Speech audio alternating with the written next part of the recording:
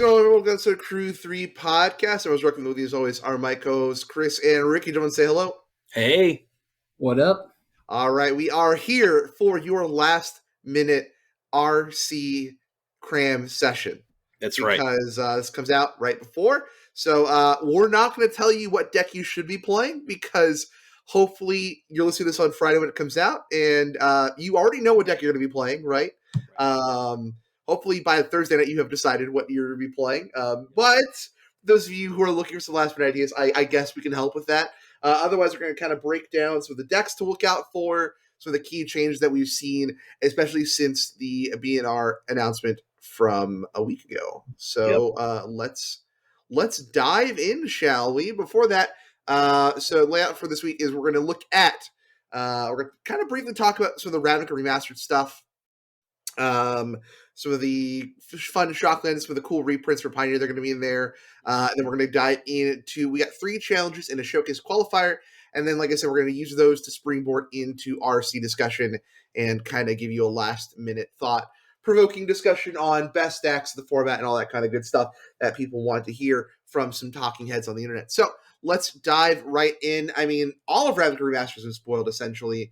We got some fun ones. I mean, I am excited to finally get Mayhem Devil foils at a reasonable price. Yes. Mm-hmm. Old Border foils.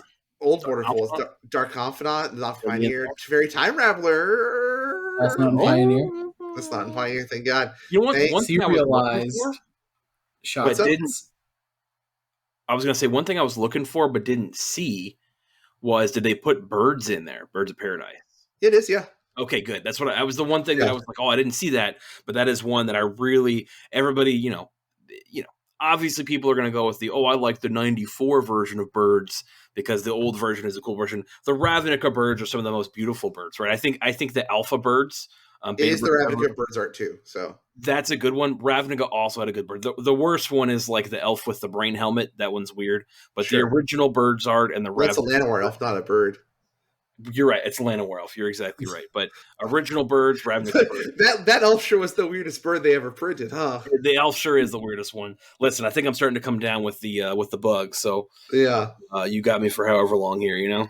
Yeah. All right. I mean, we had some fun ones here. I mean, Looking at Dreadhorde General, that's a kind of fun one that saw a lot of play in Standard, right? Not really breaking into Pioneer. Foil Skewer the Critics. It's going to happen finally. What's up? Card, I think Foil Skewer the Critics before this set comes out, right? Yeah. It's like, got to be like $25 a pop. I'm not even kidding. I mean, Mayhem Devil was like 12 or 15, right? Oh, were they? I have foil Mayhem Devils. Just have those. Must be cool. I've got like 2. I don't have a lot. I have like 1 in the cube and then 1. I mean, I just love the 3 planeswalkers of the set: Karn the Great Creator and Fairy Time Raveler. Yeah, and Liliana and Gideon. Yeah, what do you think of the anime arts? I love the Pack Rat. The Pack Rat is the best part about the Pack Rat is he does not appear in the draft boosters. Yeah.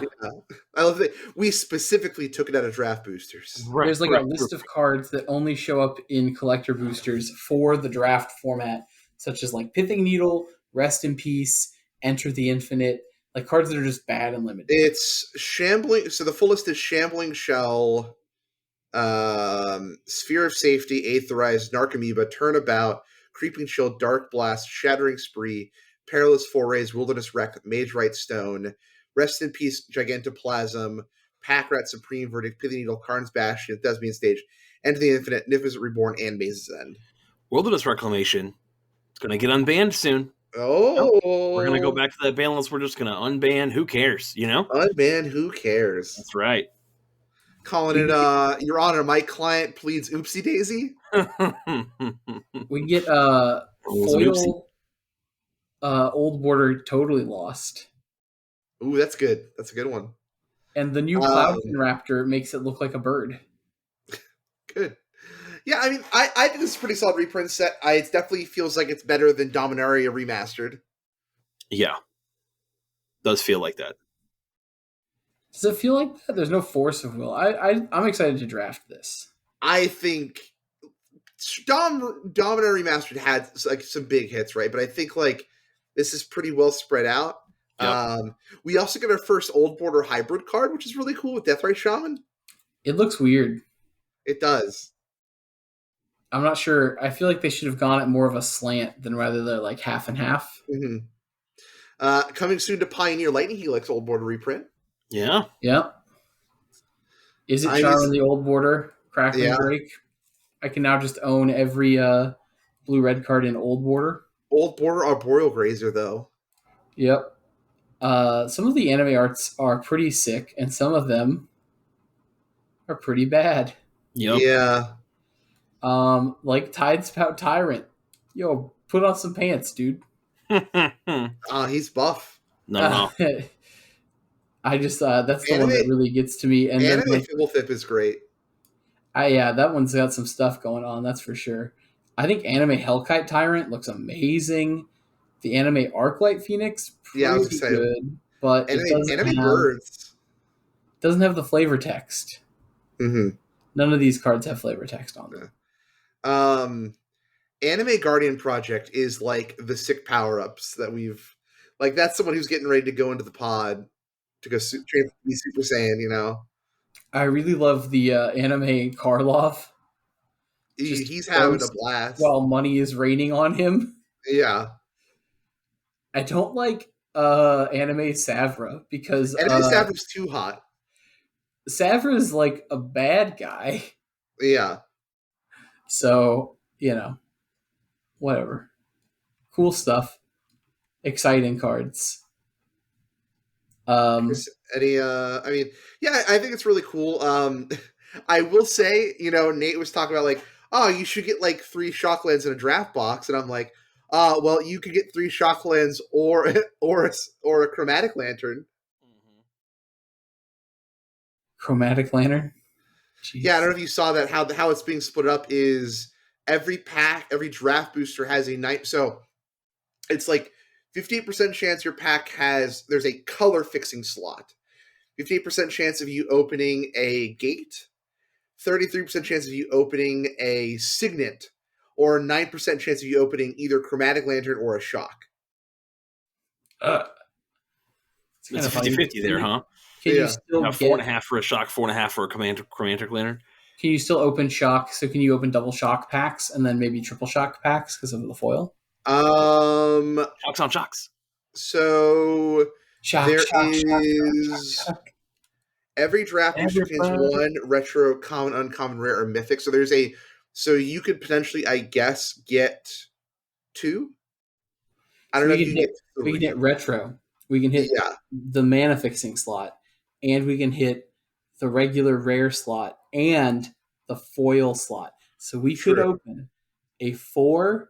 I want to see it. I want to see whoever opens it, take the picture, Photoshop it so it makes it look real. But I want to. How are we hitting 4? It would only be 3. We have the mana fixing slot. Yeah. All right. We have the old bordered slot. Yes.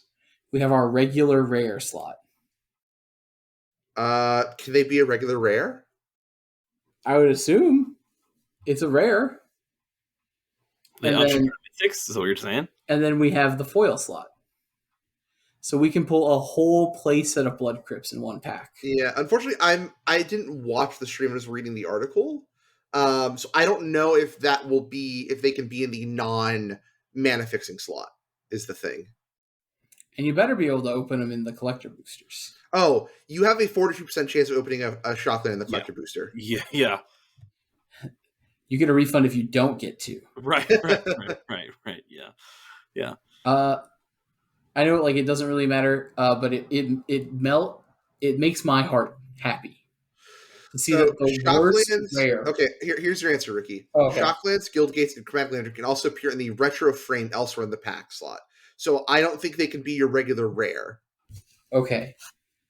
I'm just gonna say, if it makes me happy to see that the worst rare that plagued my childhood for opening so many stupid copies of this card every time we opened packs of Ravnica, Woebringer Demon, is still in the set, but moved down to uncommon. There we go.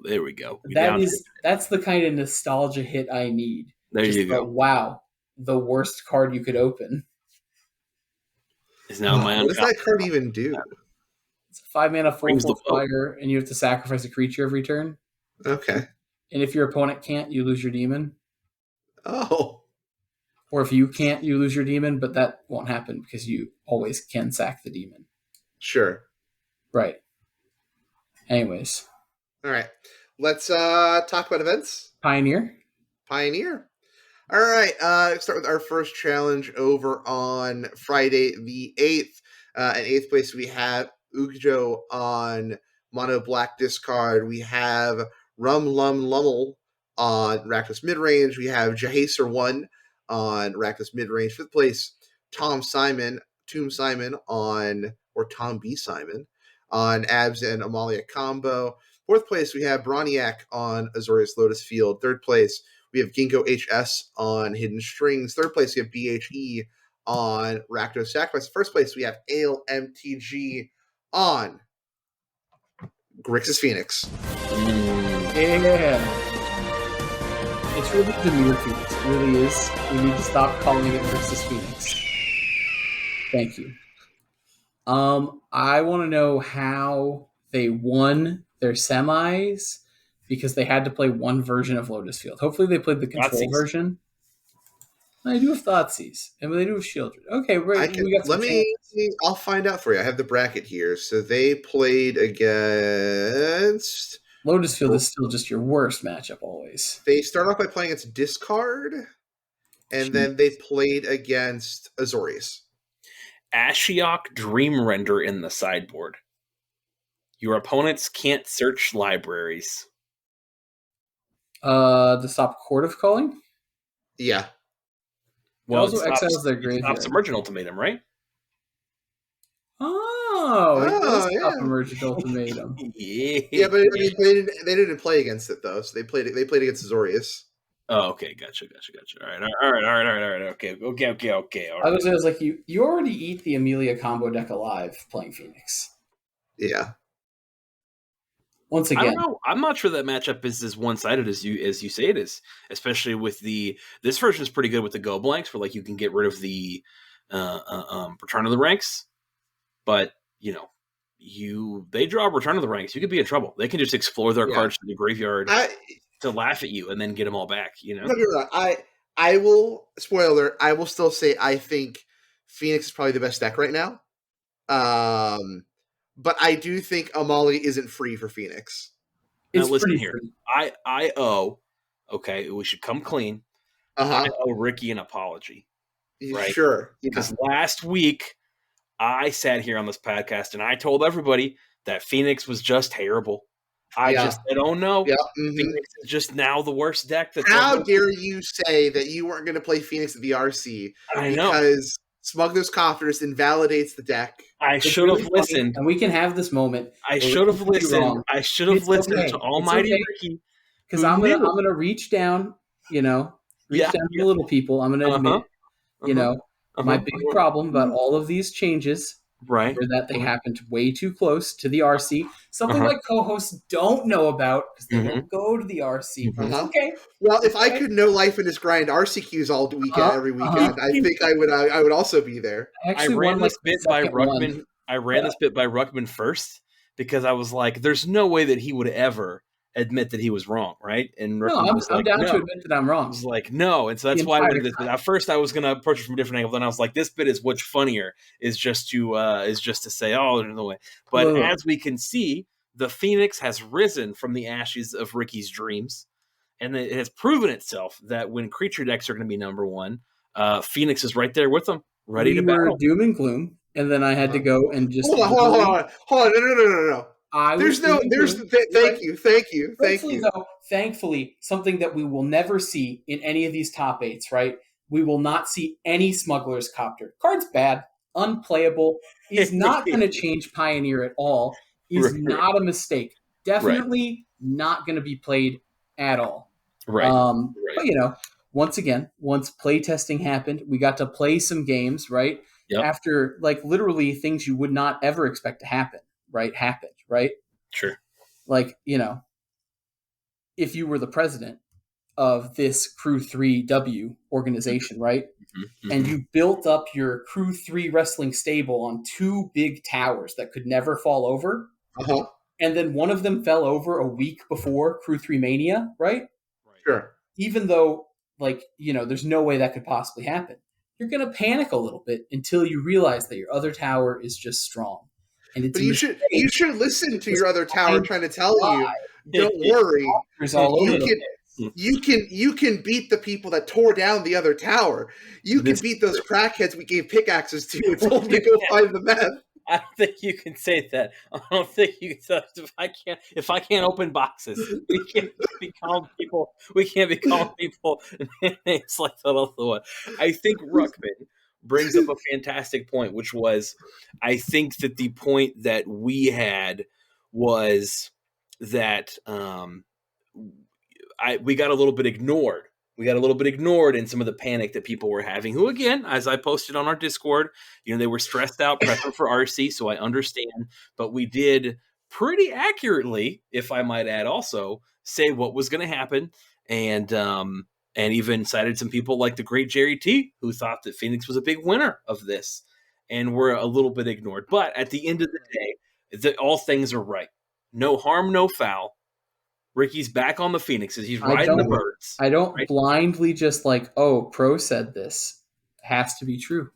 Well, we didn't either. If I go back to a Discord screenshot that I took, I believe everybody was sharing an article by LSV and quoted that very heavily. So I'm not sure. Right, but I didn't give up on it. I tried the Phoenix deck out myself. I made a lot of changes to the Phoenix deck. This is fair. He's a changed man. I'm just saying, when suddenly your best free matchup is banned, mm-hmm. and a completely new card that should never have come back is added, Yeah. But I was wrong. Time makes if you can go ahead and loop that real quick, if you can go ahead and put that on the soundboard. No, that's definitely going out of the. Also, hold on, Ricky. I gotta ask: is that the Magic Hot Pocket box on your shelf behind you? Why, yes, it is. It is a box of Chandra Hot Pockets. Oh, that's amazing. That's incredible. The Hot Pocket's still sealed inside, right? They should have been, honestly. They were terrible. We're gonna give that shelf. We're gonna give that to someone along with a 20-year-old bottle of Crystal Pepsi and have them try them later.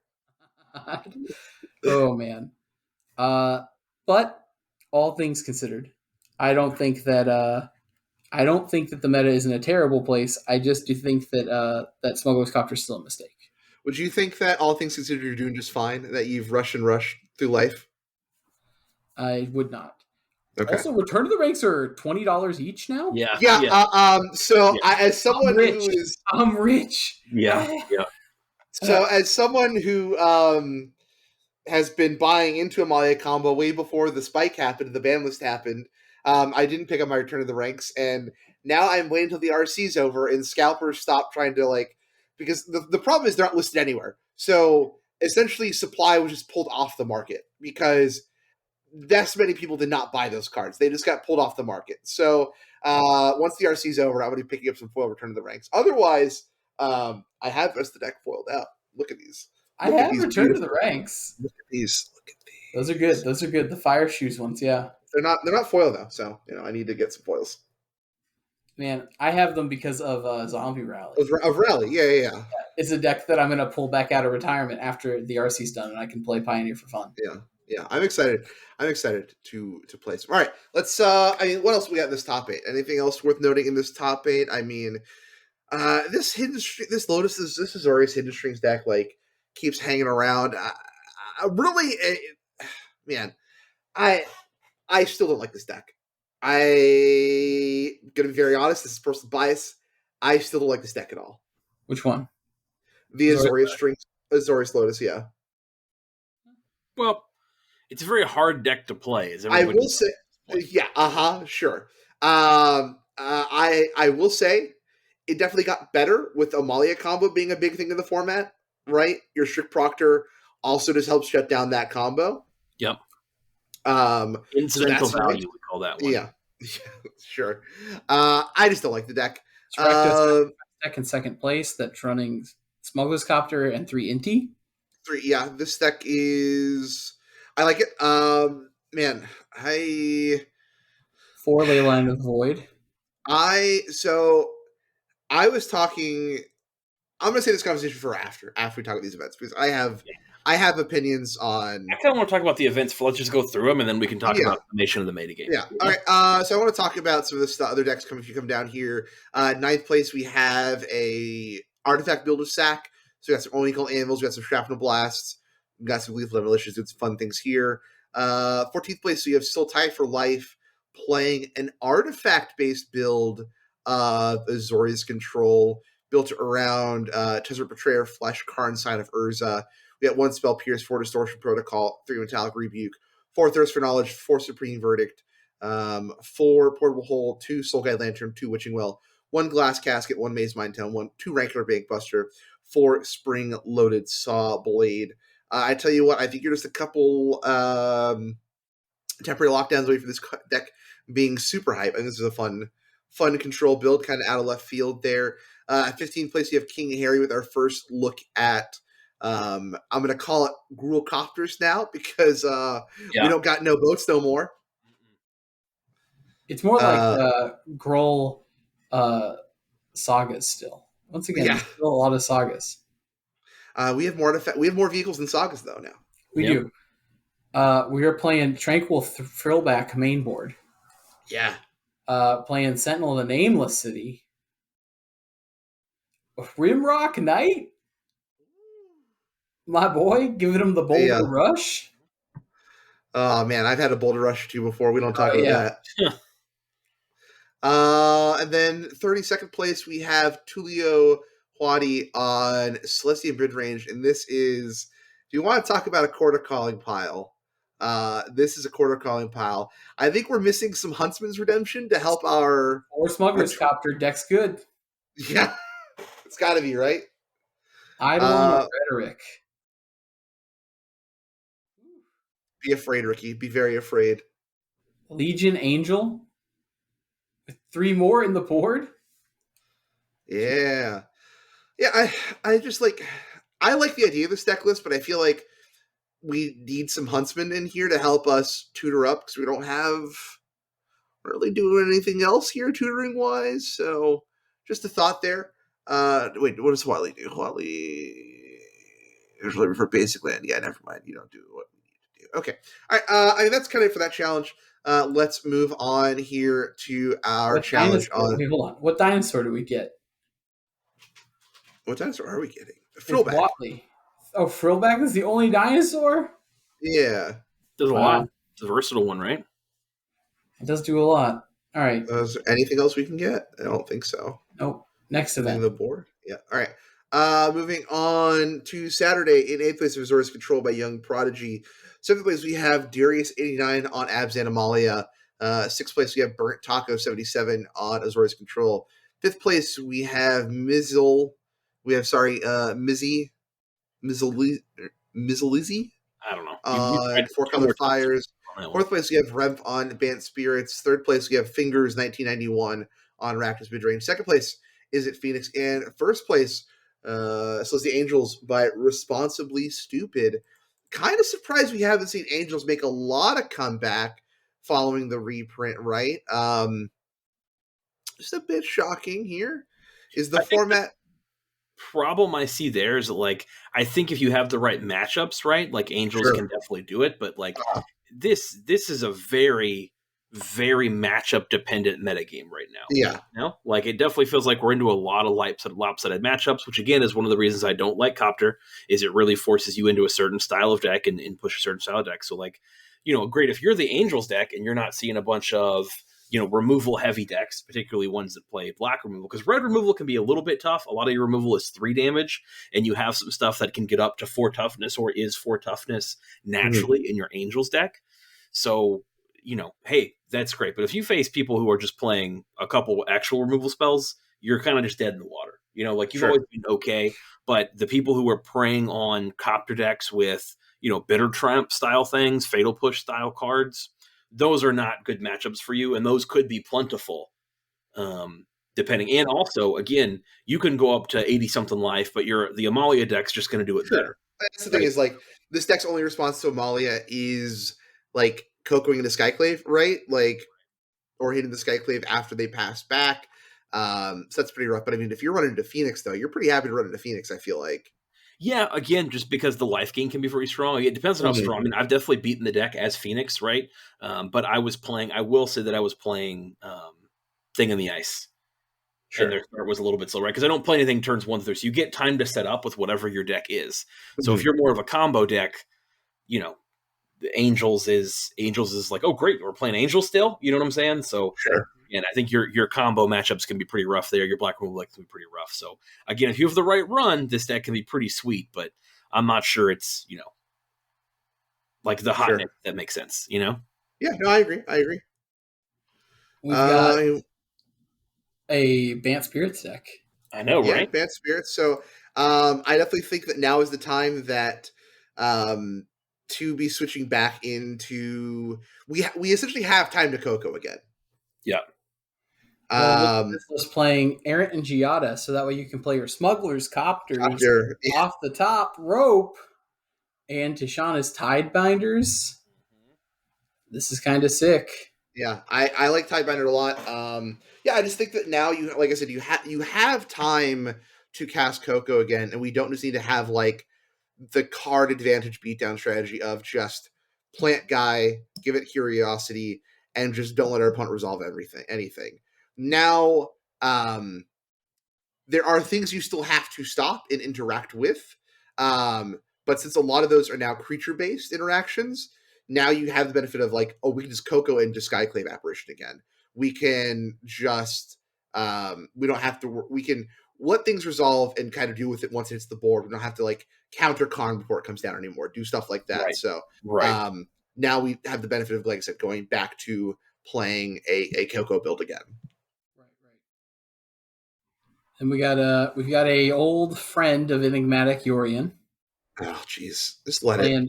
4 up the Beanstalk, 3 Path to the World Tree, and a whole lot of one that card is banned. What the Beanstalk doing? What the Beanstalk do? Going up. Yeah. On a Tuesday. Does Leyline Binding just get it done anymore? Yeah, I think Leyline Binding is pretty darn strong. Yeah. I think that Leyline Binding is still a really great removal card. Scary to Chris, also still gets you Atraxa. So sure. Yep. I think the card's still pretty strong. And I mean, so is Fable. Like, it is just all the good cards except for Smuggler's Copter. Very strange. We're not playing Smuggler's Copter, but What are we crewing it with? Deputy of Detention can crew it. Glasspool Mimic can probably crew it. Yeah, we crew it. I don't know. I just don't think we have enough. I'm just kidding. Yeah. But this was like crew with Tolstomir's Wolf. I think this is the event where it was just like Abzan control decks just out here temporarily locking down everything and everyone. Yeah. Card has gone way up in my opinion in just like how good that card is. Oh, 100%. I mean, our 6th place player is only playing 1 copy main while our 8th place is playing 4. Yeah, 4 still seems like a lot. Is a weird deck in 6th place. In 6th place, what do we got here? Control, but we're playing things like Regal Cackrel and 3 Katsuli's Flanker in the sideboard. Well, Caracal is for Rakdos. No, for sure. But like Katsuli's Flanker? Well, Flanker, you just get to flash in and just bomb the yard, right? I guess so. You're not using the other modes. I've seen this like in a Convoke list to like instead of just trying to beat the board wipe, you just play this after the board wipe and win the game. Yeah. Yeah. Quick study. There's some good cards in here. Yeah. I mean, look, it's got temporary lockdown. That's all we need. Right. I think Azorius stock definitely went up with just how impactful temporary lockdown really turned out to be post ban. I think that's what's going to help keep out. I mean, you see there's so far a distinct lack of like Convoke running around these events. I do think like uptick in things like lockdown helps that out. Look at 14th place. We have Haluka on Gruul Bard class. Mine actually stops at 13th place. Oh, weird, huh? Funny how that happens. That in 27th place, we have Timu on a pretty fun, uh, like Rakdos discard build here, almost mono red on 4 Bomet Courier, 4 Flameblade Adept, 4 Volar Epicure, 4 Inti, 4 Flame Wake Phoenix, 4 Bloodhall Priest, 4 Lightning Axe, 2 Claim to Fame, 4 Fiery Temper, 4 Copter. I just think, like, if there is a deck that's going to break out this weekend, I do think it's going to be some form of Smuggler's Copter Inti shell. I think that's a deck that just like is a powerful interaction we just haven't really seen a lot of heading into this weekend, and so I think like if that's the secret sauce, that's what it's going to be. Moving on to Sunday's challenge, in 8th place we have Hira Sukai on 4 Color Quintorius. We have Trash Boat 100 on Boros Aggro. What is this? Is this Convoke? What is this? This is Heroic. Okay. 6th place we have Scuda 04 on Rakdos Midrange. 5th place we have Selesniel on Amalia Combo. 3rd place we have Azatoy Yellow on Izzet Phoenix. 2nd place Joester 87 on Amalia Combo. And then 1st place Vampire Nighthawk on Izzet Phoenix. Oh yeah. There's the Phoenix watch. No thing in the ice again in this build. We're still on 4 Shredder, 4 Prankster, 1 Brazen Borrower this time. Here's kind of the difference. Ricky, what do you think of Brazen still? Borrower is sick in this deck right now. Yeah. You can get it off Picklock Prankster, which is hot. Mm-hmm. What do you think of the deck still holding on to Iteration Trespass? So Iteration Trespass is really bad in every single possible matchup you can run into. Absolutely terrible. And the best thing about it is that it's the first 2 cards you pull out when you sideboard. It's kind of free. Okay. However, in the mirror, it's unbeatable. It's the Sure. best. They're the best 2 cards in the mirror, and you will win game 1 of the mirror against every time with Temporal Trespass and Galvanic Iteration. So your results may vary, depends on the number of Phoenix. I'm not playing it, but I will say in testing the Phoenix mirror against lists that played it, I just could not win. Like every game 1, eventually they would either Galvanic a Treasure Cruise or Galvanic the Temporal Trespass, and I just couldn't win anymore. Mm-hmm. So very, very good cards in the Phoenix meta, very bad against the field. Sure. Funnily enough, I was singing the praises of one Izzet Charm about a month ago before the format, got flipped upside down.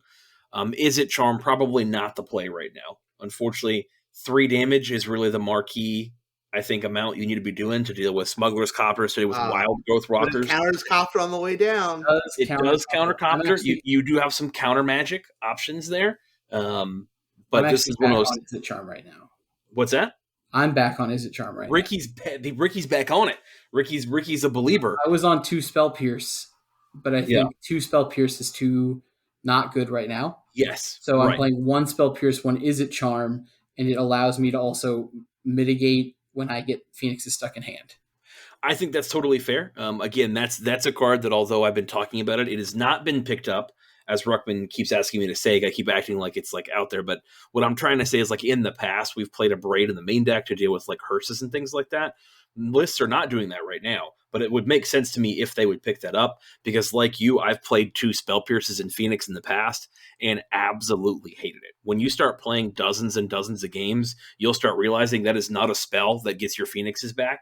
Like sometimes I've countered my own spells several I do that times. a lot. Yeah, in order to try and get Phoenixes back, because sometimes you're just stuck with it in hand because you see so much of your deck, and it's not a card you're looking to always keep in the opening hand. You're not like, oh snap, keep that one off. It's good, but it's not exciting. It's best in your opening hand because it's going to be the most played on turns 1 through 3. Of course, it's the best card early. That's true of a Mana Dork also, right? Right. I'm just saying that, like, unlike a Mana Dork, I don't think it's like the deciding factor is like a 1 or 2 of to go like, oh look. You know what I'm saying? There are other things you're looking for in a Phoenix hand. So don't get me wrong. I totally see it as like, hey, this is better than Spell Pierce because it has flexibility. I'm all about that life. But previously I was playing like 3, right? I was on like the 3 up because the flexibility and it was killing Three of Appraiser. Visit Charm? Yeah, it killed Appraiser. It counters Quintorius, right? That was what I was talking about. This was like weeks ago when it was like it was doing all the things that we needed to do. It was also a counter spell to get you some incidental value against Lotus, get a small percentage matchup there. There was a lot of things that it was doing as far as like countering stuff and dealing 2 damage that was really, really important. But now that three is all too important with Amalia combo everywhere. And, I agree with you. I would not play more than one Is It Charm. yeah. I like one Is It Charm. Is it Charm? Is it Charm is the one that makes sense because again, 2 spell pierce is a rough one. I've definitely experienced that in the It's past. kind of like if you were testing in a build with 3 Is It Charm before the ban, and suddenly the whole world flipped upside down. You would need to, you'd be in a bit of a You'd have to crisis cut a couple mode. Is it Charms from your deck. The You, humanity, you would humanity. not be prepared. Right. Anyways, I like this list though. Any list that does not play Otherworldly Gaze is a good list. Chris, I want your take on 7th place here, Boros Aggro. We got 1 Gigantha, 4 favorite Hoplite, 4 Monsters, Spear, 2 Dreadful Arcanist, 4 Illuminated Virtuoso, 4 10th District Legionnaire, 4 Ancestral Anger, 4 Defiant Strike, 4 God's Willing, 2 Homestead Courage, 4 Monstrous Rage, 4 Reckless Rage, 2 Spike Field Hazard. Yeah, this is a wild one. I think again, there's so much conversation to be had on these because like there's a couple decks we're just not seeing at all. Like we're not seeing mono white humans anymore. Yeah, we're sure not seeing that deck, right? We're not seeing much Boros Heroic. We're not seeing any Convoke anywhere near the top 8 of these events. Yeah. But a Boros aggro sneaking through makes some sense to me, right? We can give these creatures trample and we kill really fast. So the only problem you can have is that, again, Amalia has a lot of incidental life gain. And so sometimes that can cause you to be a little bit slow. But a lot of the other decks, you have a lot of ways to stop removal, right? Particularly against things like Phoenix. So again, if you get a teeny bit lucky against Phoenix and see more of your God's Willings and or pump spells, yeah, I've been on the receiving end of that where you're like, oh man, I just didn't draw 5 removal spells. I only drew 2, and that wasn't enough. They had enough protection. They were smart and played around it. Lost to Jay Dizzle. I don't remember if I was playing Phoenix or what, but I was definitely playing some removal spells. And Jay Dizzle, our current Crew3 champion, was playing Boros Heroic. And with the Monstrous Rage, which is, leaves behind the trample mechanic, and this card's relatively unchanged over the last set. But again, the deck is very, very fast. And, Virtuoso, if you untap with 3 lands, that's it. You are dead. That card becomes a 8/8 something. If you've got another Prowesser, right? Like it doesn't take much to make that card just straight up lethal. And 3 untapped mana is usually the amount that I've seen to make it. So, again, there's quite a bit of removal that I expect to be running around. And I'm not sure, again, what your Amalia matchup's going to be like, given the incidental life gain. But, hey, you run a little bit hot. You're really familiar with the lines of the deck. I see this as being a fine deck. What's funny is if we had more copies of Get Lost, Heroic actually benefits from the Amalia ruling like one of the biggest ways because of all of their cards that can target and pump Amalia up, or they have Lorne's Escape in the board to give the Wild Growth Walker indestructible. Yeah. Mm-hmm. Yeah, you're exactly right. Monstrous Rage to make Amalia skip 20. Yeah. And then you just sort of like get to draw the game. Yep. Or make your opponent lose. Yeah, I mean, you Yeah. have to break it if you have to Get Lost, right? But yeah, That's so takes fun. Takes two spells to win the game, but 1 to draw it. Yeah. Yep.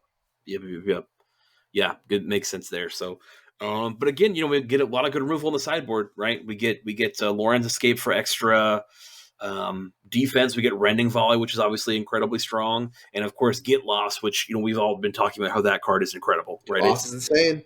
Yeah, it's very, very good. Who was right, Bitter Triumph fans? Me. So Get Bitter Lost Triumph has also been seeing lots of play. Not as much play as Get Lost. We said Get Lost was good. Also, you just said Bitter Triumph would see no play. I said Get Lost was better. I also think that it's a rare. Lost was better. It's a rare. Doesn't matter. We don't take rarity in consideration. We don't see rarity in this podcast. Okay. Fair enough. All right. Look at this 8th place list. Are we ready to talk about this list? Yeah. It's kind of wild. Quintorius? What do we got? Well, it's a Quintorius list, right? Your Hulk, 4 Carnosaur, 4 Quinn, 2 Release the Winds, 4 Creative Outburst, 4 Elemental Masterpiece, 2 Bedeck Bedazzle, 4 Magma Opus. What are we...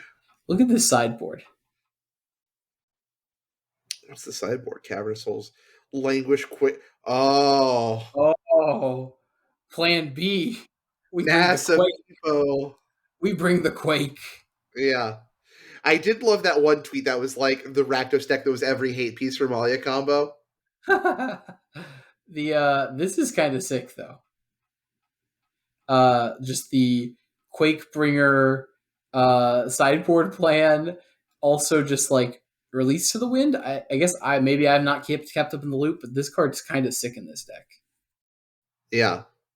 It's like way better than playing Clever Impersonator or anything like that, right? Yeah, we just get a reset.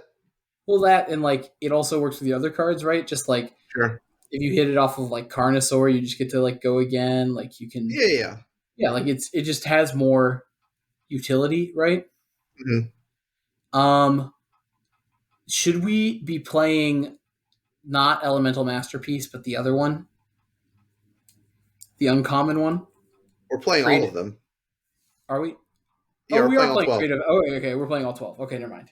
I was like, because we can't Gear Hulk Elemental Masterpiece, but we can Gear Hulk Creative. No, we're in all of them. Okay, all right, yeah. Magma Opus is stonks way up, you know. True. 13th place, we have Mono Black Midrange by Mogged. Kind of a bit of a throwback. I don't want to say it's entirely a throwback here, but kind of got some roots of the old Mono Black aggro list. We got 4 Bloodstock Champion, 4 Knight of the Ebon Legion, 2 Misery Shadow, 2 Gix, 4 Graveyard Trespasser, 2 Lord Skidder Sewer King, 3 Shieldred, 4 Fatal Push, 4 Thoughtseize, 2 Bitter Triumph, 4 Smuggler's Copter. That's kind of a fun list here. Did you know Smuggler's Copter loops on block? What's up? Did you know Smuggler's Copter loops on block? Oh, yeah. But who's blocking with it? I'm just saying. Somebody is. The Virulent Plague in the sideboard is kind of funny. Somebody got really tired of losing to Convoke. And then they didn't show up this weekend. Yeah. You know. So, really interesting. Yeah. I gotta tell you this. I was playing a little bit with... What was that, Ricky? I said Glistening Deluge. Also a weird one, in my opinion. Glistening Deluge, huh? Well, it kills all the Amalia pieces. At sorcery speed, yes. It's not the best. But... I'm not saying, I'm just saying it's a weird one to see as 2 of, Yeah. I had to stop and read. Yeah. Oh, that must have hurt. That must have hurt. It does. Man, I need to go. I have the idea. I need to finish. I just need to get this idea paid for. I need to commission. I'm gonna work on commissioning someone over the Christmas break to draw us just like hanging out of the Smuggler's Copter. Oh yeah, hell yeah. We got to change that Crew 1. Yeah. We're all fighting over the stick. So who's driving? I see what you're saying. I'm definitely driving. Shotgun's lap. Why is this a question? 18th place, Powen on Dimir Control. Nothing really to talk about here. Just kind of, you always see Dimir Control hanging around. All right, let's move on to the showcase, and then we can talk about final kind of preps and points to make as we head into the RC. 8th place, you have Mental Misstep on Is It Phoenix. 7th place, Karate Dumb on Amalia Combo. 6th place, Ianano on Reckless Midrange. 5th place, Set O-Line, on Garuda. What are we? Garuda. All right. 4th place, Lucas 261997 on 5 color mid range. 3rd place, Cannot Man on Reckless mid range. 2nd place, Rosti 56 on John mid range. And 1st place, Gracias Portanto on Amalia Combo. All right, let's go down to Garuda here. What are we doing here? I love the thought process here, right? Of Garuda? Okay. And the thought process is, what's the worst part about playing Garuda? Having all these cards stuck in my hand. When they counter Garuda and you lose before you get a trigger. Well, we now have 4 Cavern of Souls.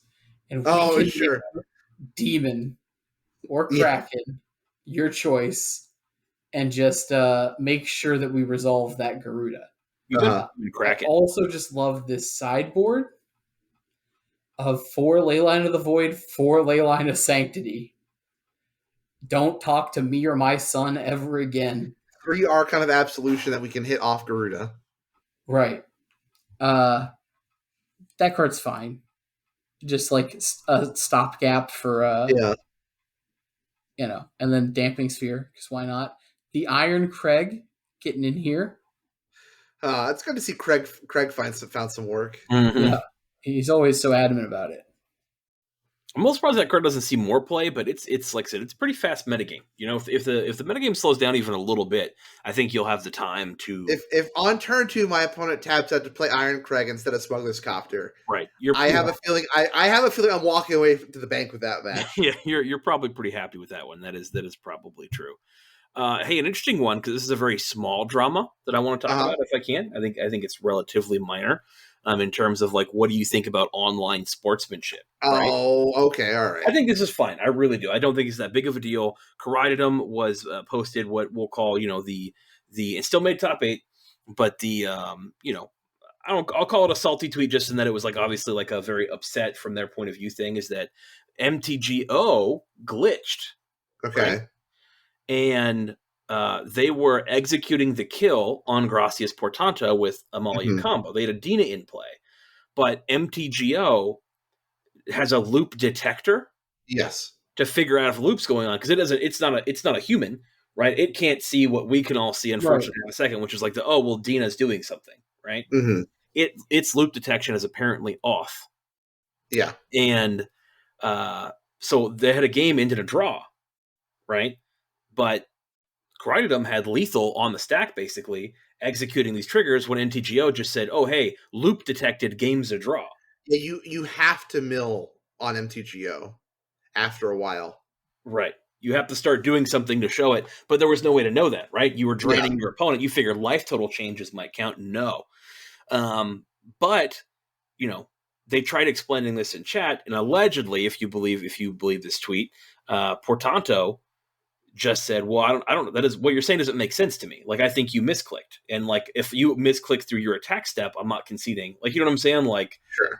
I win that game, some stories were tossed around, but it was really a question of like, well, what do you do? And I think it's mostly interesting because like, well, how do I know I'm not getting, you know what I'm saying? Like, how do I believe your story? Like all of a sudden, it says game ends in a draw and it's like, well, maybe you misclicked somewhere, but you're, asking me to scoop the game. So it's basically just like, well, do you think you should? I think the arguments for are, well, in this somewhat small community, like, sure. Again, do you want to be that guy?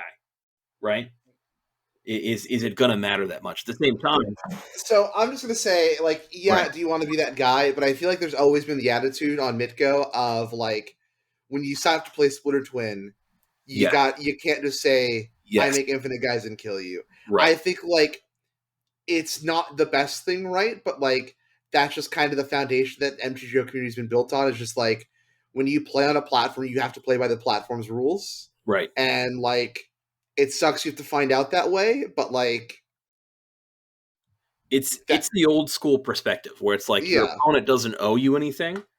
And that's kind of how I grew up also, right? I definitely grew up in the, well, like you can blame luck, you can blame your opponent all you want, but you got to do what you can and you learn your lessons where you learn them, Yeah. I think the issue in this case is that it was a weird bug. I do think trying to explain that to your opponent is going to be hard as far as like, oh no, this is just something that's like, okay, well, because they were upset they kept playing. But again, it's like really once you're past the heat of the moment, I don't know how upset you can really be, but I kind of take that stance on it also, where it's like, maybe it's not the nicest thing. You're probably not doing that person any favors going forward. You're going to say, I mean, hopefully you submit a ticket, you get some sort of reimbursement, right? But like, I don't know what much you can really do about that situation, especially if like, this was kind of the impetus of us people finding out like how that does work. Like, that's how it used to be on like MTG way back when. That's what I'm saying. Yeah. Like flash in Deceiver Exarch, opponent is tapped out, untap Splinter Twin, put it on the Deceiver Exarch, tap the Deceiver Exarch, and then you go into chat and go, could you concede? Right. To which your opponent, who is a wonderful human being, absolutely saint of a person, goes, no, idiot, I'm at 27. Good luck. Yeah. Right. Yeah. And so like, it's just like part of playing on the digital space, which kind of sucks, right? Where, essentially what happened is like the Joey Wheeler falling over with the lethal attack on board, right? For all those Sure. Yu-Gi-Oh fans out there Mhm. who know Mhm. about that. Yeah. Well, that's just how it goes, Yeah. unfortunately. Yeah. Not We'll not that be any paying for my sister's eye surgery this time Right, around. right, Yeah, right, right. exactly. Sorry. But you played on MTGO, which I mean, I know Yeah. is the only option for a lot of people, and is definitely a Yeah. Again, very I'm not trying valid to say thing. like But also, it isn't like a bad it isn't a feels bad moment, there's right? also Like like big events where it's just like, and MTGO just 5 rounds into this 9 round event just dropped half the players and they've just been refunded. We can't play anymore. You yeah. know, it's MTGO. What can you expect? Yeah. It's a digital wizards product. What can you expect? Yeah, All right, I mean let's talk about what these events mean. I mean, like I pointed out that um there's no Convoke in these. I think if you look back, right, this showcase, there's none in the top 16. On Sunday's event, there's one in the top 32. On Saturdays, there is uh, none. There's one in the top 32. And then on Fridays, there is one on top 32. I mean, this is a deck that went from being like one of the most dominant, well represented deck lists into kind of gone overnight. Like, what do you think like up Amalia coming out to play and getting all that life is the big thing here? I mean, we're seeing, like I said, like blue white control seat upticks with things like temporary lockdown. Is the meta just too hostile for that deck now as we head into RC weekend? I feel like it's just sort of the easy thing to do early in a new meta is to play, especially in a new meta that has unlocked one of the best aggro tools we've ever seen that literally plays in every single deck. Right, the first like knee jerk reaction is to play the best aggro deck you can build, Yeah, and I feel like the snap back reaction to that is play decks that prey on aggro decks like sure. Angels and Amalia and Control, right? Hmm. Mhm. And I Mid range feel like potentially. being an aggro deck that doesn't really get to utilize Copter, unfortunately, um, is going to put you in a spot, They were trying. right? It's going to put you in a spot that is like now you're a subpar aggro deck in a Mhm. world that hates aggro decks, right?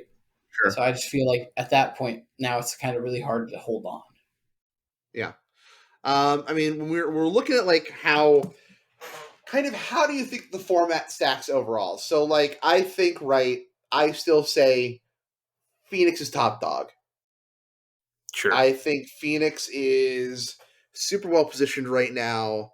That is to say, I don't think like decks like Amalia combo, obviously, probably even honestly, I'm still shocked at this Why does because she I hurt so much? Why what's does up? she ward pay 3 life? That's just so absurd. Look, it hurts to play with mommy. What can I say? I know, right? But that being said, yeah, like Amalia is So definitely going to be I the think best. Brack was up there, which is really surprising to me because I still hold out that Sack is better, but the problem is with Phoenix being the best deck right now, that matchup is no bueno. Yeah. It's slightly better for the Rakdos deck, especially now that For mid range, yeah. kills planeswalkers. They have more resources that kills planeswalkers because that's where out of the side it looks real good for Phoenix. You sideboard in a couple walkers, and previously Rakdos didn't have a great way to kill those. And the interesting thing that I see here is like on multiple of these like Goldfish metagame summaries for most of these events, the Sure. top 3 decks make up like 60 something percent of the metagame, Mm-hmm. which feels a little rare. Like I feel like it's pretty rare that like I've seen like one deck at 20, another deck at like 15. Like you usually see one deck a little higher and then a bunch of like lower. It's more like 8 6s, right? A little more variety.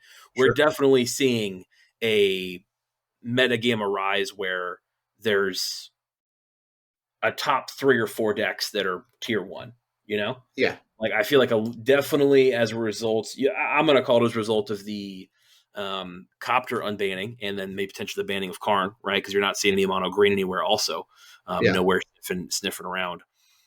A lot of the diversity has died down. You definitely, I think there's some decks you can play, but definitely these decks seem to be the more powerful ones, right? Like you definitely I have think some this, Lotus. There's definitely some things I running. think I see where you're coming from, right? And I also think this could be a case of, again, I don't want to be like, well, the American RC is important, right? But realistically, it is. Like, I don't want to downplay the fact that Magic isn't played elsewhere in the world, right? Yep. But the American metagame is kind of like the American culmination of the metagame is kind of like the big turning point for a lot of the game, right? It is.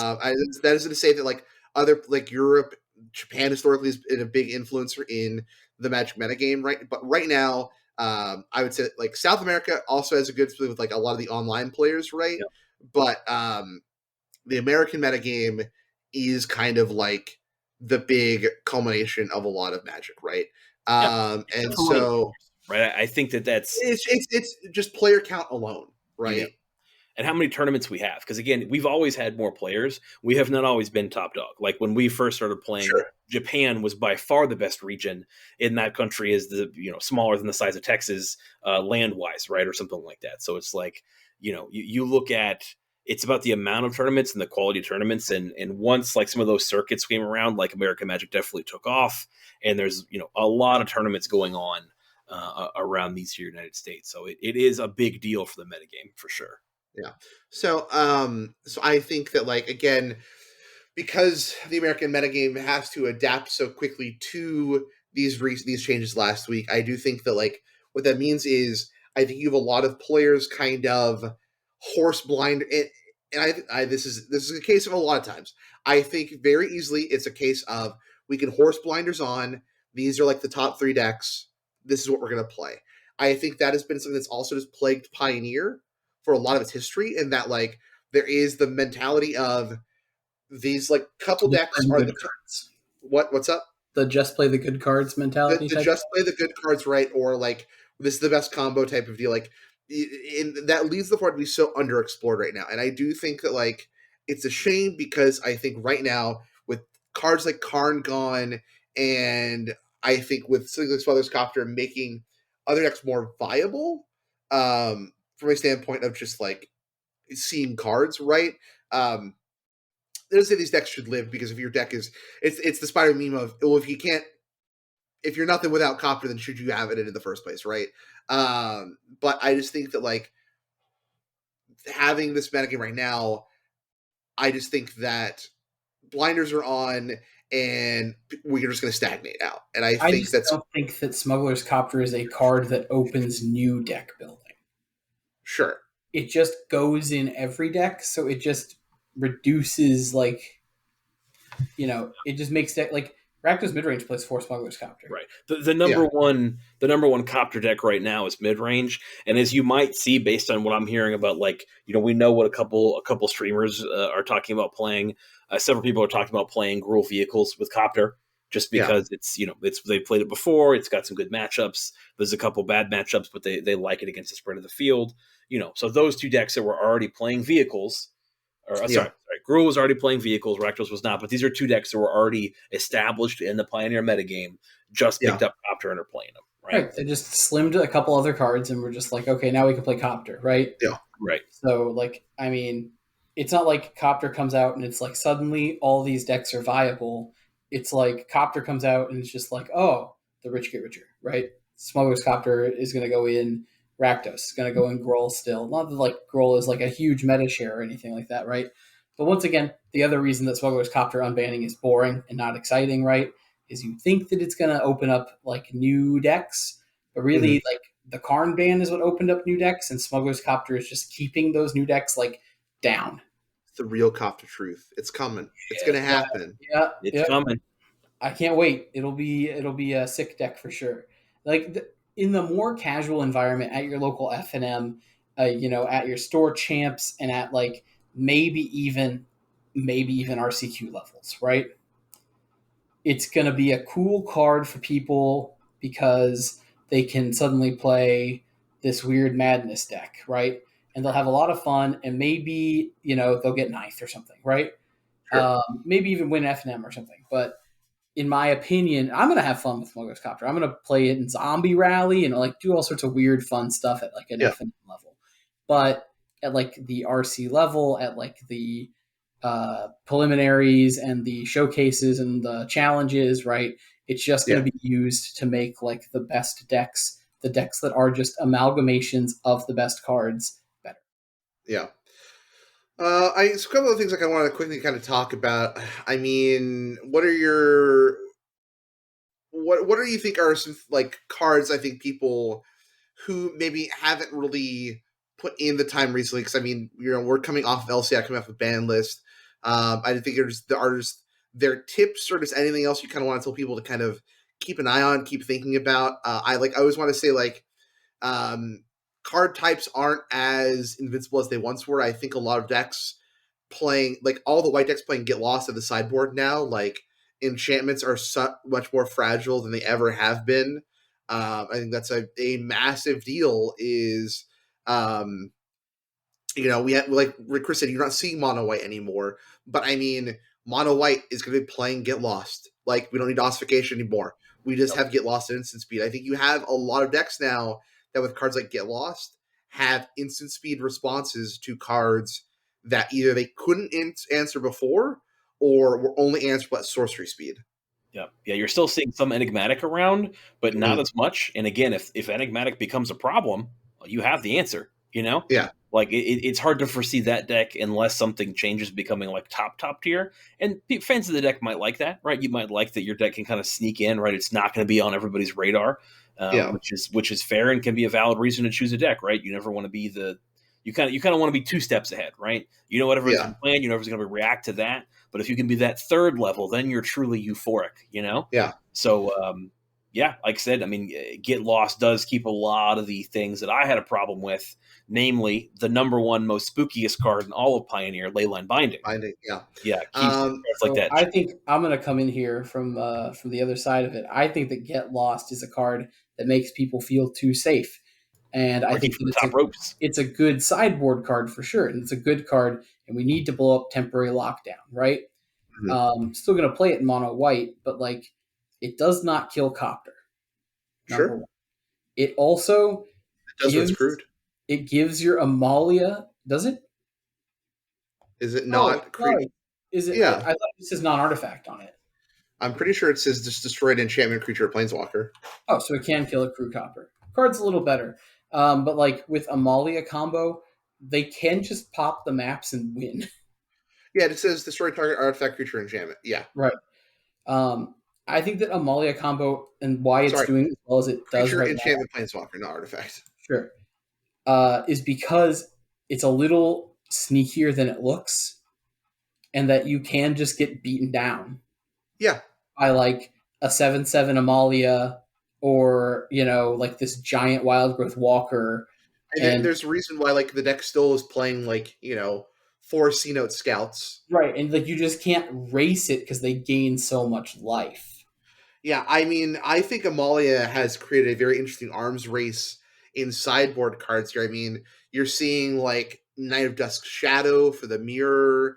I Dust Shadow is a really, really good. What's the other one? Like Blight Beetle, people are talking about. Well, Blight Beetle doesn't stop them from gaining life. It just ends. It just draws the game.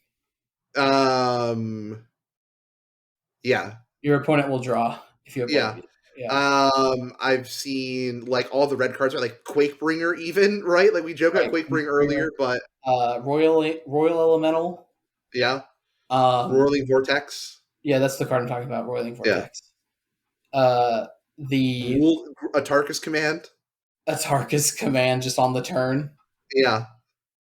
So there's definitely hate cards out there for it, but it is a little trickier than just shutting down one combo.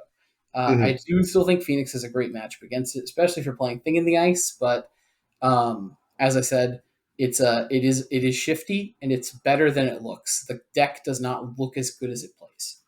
Yeah. So that's my thoughts there on like Get Lost. I think is a good card for sure, but Sure. I think it's not really.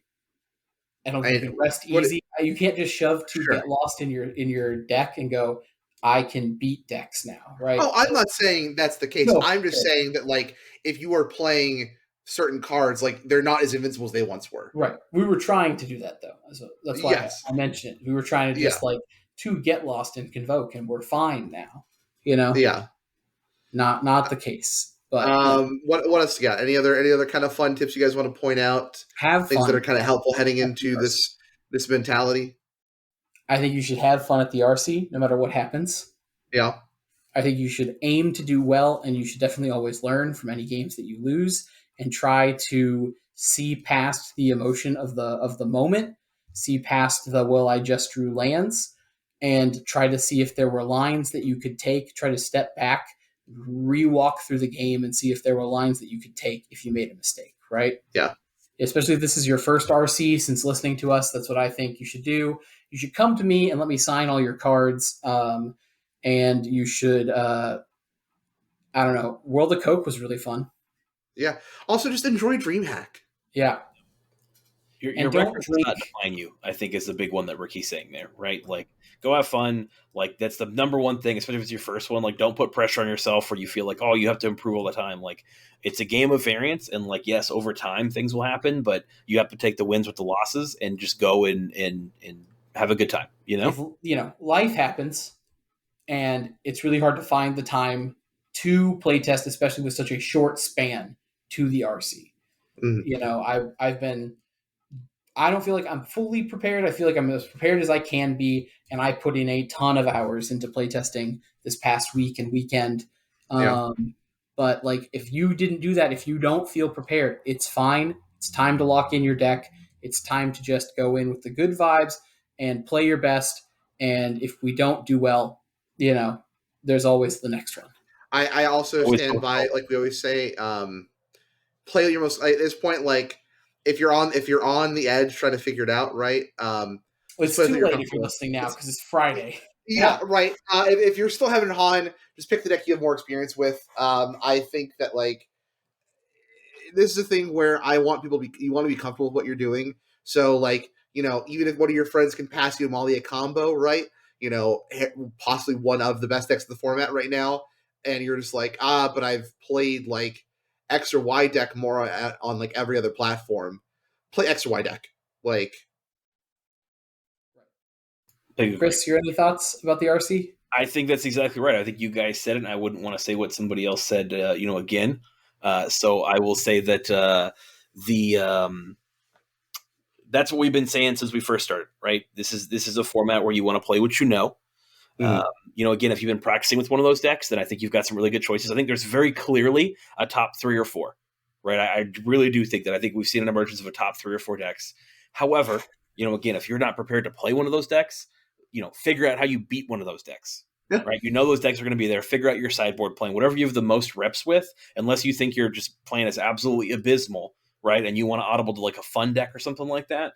I would definitely be playing the deck that you're most used to. Again, I'm big on don't let your record define you. Go and the more relaxed you can be, the better you play.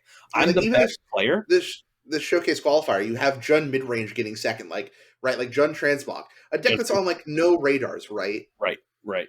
Yeah, you got to know what you're channeling your guy and you're going off, right? You're tapping it from in and going. You get quick, and if you play against one of the decks that doesn't have removal, right, then or the wrong removal, only a fatal push, you get got pretty quick, and they just refill out a bunch of control cards. So it's like you said, obviously that's one of my favorite decks. I'm glad you pointed that out, but I'm like the best player when I'm watching somebody else play because I don't feel the stress of the game. Right. Like, I don't know if That's it's honest with themselves. Like, when I'm watching somebody else play, I can easily point out the plays that I cannot see when I'm in the chair myself because I'm worried about whatever else is going on, right? So the more relaxed you can be, the more like outside of yourself I feel like you can be, right? Looking at it from another angle, the better you are. But otherwise, again, like you guys said, there's so much to do with this one, right? Maybe, do you think we're going to have them at DreamHack again? I hope so. But I think Denver's they've not confirmed for Dallas. confirmed for Dallas. That'll be nice. But Denver's not going to be. So go enjoy DreamHack, right? Like, learn from the event. I think you want to walk out of DreamHack saying, "I learned something," Mhm. right? Hopefully something important, but hey, whatever. That was how to cash in your return for the ranks at $20 each. That's exactly right. That's exactly right. How to be a big baller, In the Coke secret formula. That's exactly don't right. steal that. Exactly They'll yell right. at you. That's exactly right. All right. What do you guys? Obviously, Ricky, we know you're picking. You're playing Phoenix, right? You're locking in Phoenix. I'm playing Phoenix. I'm playing main deck Fairy Mastermind. Ooh. Copter. It just sneaks cards that you shouldn't get, and that can really bring you to the winning the game. Cool. Also main decking an Abrade, and I'm playing a lot of counter magic that counters 4 or greater, which might change, but Sure. I would be locked on if I could go, if I was qualified. I'd be repping these fire shoes signed wild growth walkers, and then borrowing some return of the rings from Ricky before he sells them for $20. Because while my returnless deck list that I would be taking to locals, I think is fine, right? Like I just upped my extraction specialist count with our cores and things like that, right? I do think Return of the Ranks just like cool. I'll just do it again next turn. Like is such a powerful thing. So I think the deck still needs it. But yeah, I mean, I just think that like this is such a fun it's a fun deck. I'm just really happy. Like the dumb combo deck I liked actually ended up being a thing, right, in this format. Right. So like I just want to enjoy that while I can, and also because I do expect a lot of Phoenix, and Sack is the other deck I would probably honestly. I really like. I'd probably actually play Spirits or Amalia combo. I think I'm on Amalia combo. I just want to play my girl. I don't know what else to say, but I just want to play my girl. You don't need to say nothing else, okay? You don't need to say nothing else, all right? You're not on trial here, okay? That's right. What are you on trial? Honestly, same. I think weirdly enough, like my 2 decks again are Phoenix, which I've played a pretty decent amount, and we're definitely starting to get the hang of kind of the new version of it. But Amalia also, right? Like I definitely like the those two color combinations are really my favorite. I really like playing Abzan. I really like playing the other 2/5 of the color pie in Phoenix, right? Or in is it decks in general. So you can usually find me on one of those 2 things. And I don't know which one exactly. Probably Amalia, just because I do feel like the incidental life gain can do a lot for you. Again, I think a lot of people are like so worried about the combo, like you pointed out. Just Amalia can just be a 7/7. Yeah, you can just have a C-Note scout and and be exploring a few times. Before we were playing the 3/4 that makes a map token, I think that card's fine, right? I think there's a lot of options that you have to kind of explore and just make your things bigger and gain some life. So I really like the options that deck has, in general also. And like you said, it's really resilient with the Turn of the Ranks, Collected Company. You see a lot of cards in that deck just like you do in Phoenix. So I really like Phoenix when Thing in the Ice is really the main deck choice, though. So that's what probably would push me towards Amalia combo. Mm-hmm. Is bigger fan of Thing in the Ice than I am of Shredder. So, that would probably push me that way. Yeah. All right. Well, I think that will do it real quick. I want to say thank you to our ones for Patreon, patreon.com/crew3mtg. We have several tiers available. People to come help us out and keep the lights on. They have several tiers, several great options available. Hopefully people are going to start getting the November swag bag soon. They were in the mail, but obviously it is holiday time here in the U.S., and that means mail is ground down to a snail's pace of a halt. So I have, like I said earlier, I ordered these swag bag cards for December already. They have not started showing up yet, and at this point, I'm probably just going to hold them until after New Year's, just to like avoid the end of the holiday mail time rush. So expect the December ones just a little bit late, just kind of make sure they don't get lost in the holiday mail time shuffle. But of course, besides that, like I said, everyone gets access to the Patreon tiers, Patreon channels over on the Discord, including Patreon mailbag. You guys a question that sounds like this. This one comes from Rancor. Kind of timely here, actually. It says, if Karn is banned, what artifacts activate ability are you most excited to activate in Pioneer? Smuggler's Copter. Honestly, Darksteel Citadel. Yeah. Yep. Darksteel Citadel is a good one. Really, that was probably my number one choice. Oni, Cult, Anvil. Yeah. Throne of the Grim Captain. Sure. That's pretty. Yeah. Ricky showed me that red card that went and found him Goblin Charbelcher.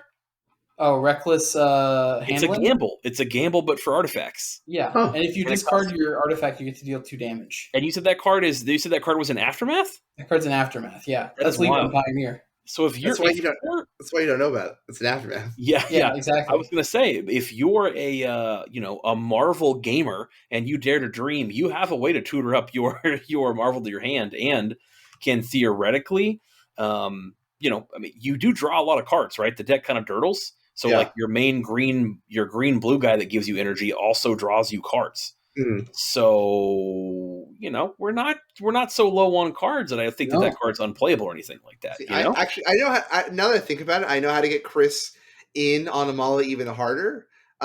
Chris, the new tech is Aetherflux. Aetherflux? What is that? I thought you knew what Aetherflux was. Aetherflux Reservoir?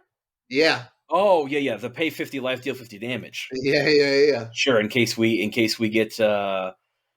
See, I haven't played the deck enough to know if you can do that much life gain to make that card worth it. But I saw a deck was playing it. Yeah, some people are maining it. Some people are sideboarding it. I'm not on it right now, just because it's just we're playing so many non-Coco hits already that I don't know if I want to play that one. Right. You're already up to 12 spells, right? Yeah. But anyway, I mean, it is also an artifact we can activate now that the card's banned. Exactly right. Yeah. So Breaker is it's a good one. Sorry, it was so easy to answer it a little bit after the fact. Next week we have a fun week. We will finalize the ballot for the Crew3 Awards, and we'll just talk about some fun stuff and just remember the year that was for Pioneer. Also, real quick, can I quickly just say that we with last week's episode passed over 200,000 downloads lifetime for the podcast. Woo! 200K downloads. Yeah, thanks everybody. So thank you everyone for tuning in. Like I said, every week here over on Crew3 with my 2 best friends talking about the format we all love, doing some Magic cards, having some fun. And again, it also wouldn't be possible without the support of our Patreon, patreon.com/Crew3MTG. Please think about joining because like I said, this next year, we got more content coming out, things that are going to be YouTube channel, stuff like that, that's going to go up on Patreon first. If you want to get ahead of the ball game, listen to exclusive content, get some fun swag bags, help us out, right? That would be great and much appreciated. Gentlemen, where can people find you on socials? So we gotta find Ricky's live thread of the RC. Oh yeah. Yes. Yeah, you can find me on the tweeters not tweeting about the RC at its_Christmas, and Christmas has no T. You can find what I'm playing at the RC, everything about the RC, and probably pictures of the aquarium in Georgia at also Steve. You can find me at Crew3 Podcast, tweeting about the RC as if I was there. I'll help with that. I'm going to have some sick round-by-round updates. Don't worry. It'll be a lot of fun. Anyway, of course, you can find me, like I said, at Crew3 Podcast, do all kinds of things. Having a lot of mail time posts. Hopefully those are done now. God, that TCG Player order was like a million different things. But anyway, I mean, I also tweet out a lot of fun things besides that. You can, of course, find us over on twitch.tv/Crew3MTG, where we stream. We're working on streaming a couple times a week. And then, of course, over to YouTube channel, youtube.com/Crew3MTG, where we post things like VODs, the video version of the podcast, and then soon to be more original content over there as well. So thank you for tuning in, everyone. Be sure to check out all that good stuff. This has been towards the end of a wonderful year, and we'll be back next week as we head into the Christmas holiday and have some fun, get ready for the new year, and we'll talk to you next time. Bye. Bye.